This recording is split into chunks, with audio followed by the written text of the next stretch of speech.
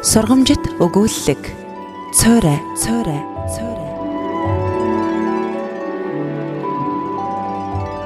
Наймс орчим настай хүү эцгийн хамт ууланд аялж явжээ.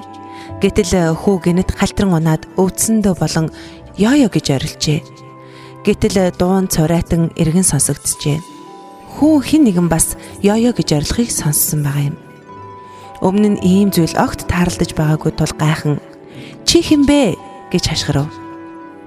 Хариуч тэр дороо ирлээ. "Чи хинбэ? Чи хинбэ? Чи хинбэ?" Харин хүү бухимдан "Хулчгар" гэв. Хариу бас л ижилхэн "Хулчгар гэж ирлээ. Хүү "Аава, эн чинь одоо юу болоод байгаа юм бэ? Би ойлгохгүй байна" гэхэд аав нь хариуд нь "Миний хүү сонсож бай" гэд "Бүх юм сайхан" гэж хашгирав. Уулнаас ирэх дуу нэргээд "Бүх юм сайхан" гэлээ. Аав дахин "Би чамд хайртай" гэж хашгирахад уулнаас ирэх дуу "Би чамд хайртай" гэхин тэр. Хүү гайхсан хэвээр сайн ойлгоогүй л байлаа. Үүнийг харсан аав нь үүнийг цойрой гэдэг юм. Гэвч амьдрал үнэндээ яг энэ цойрой шиг байдаг.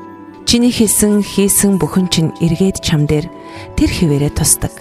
Амьдрал бол бидний өөрсдийн хэлсний цойрой мөн билээ.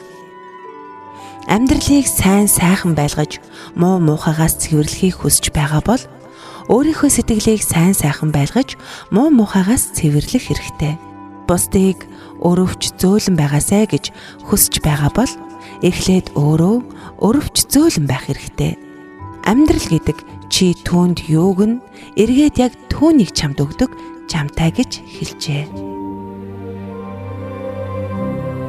Амьдрал яг л цойрой шиг юм. Хэлэх үг хийх үйлдэлээ үргэлжид бодож бай. Мэдээлэл радио 88.8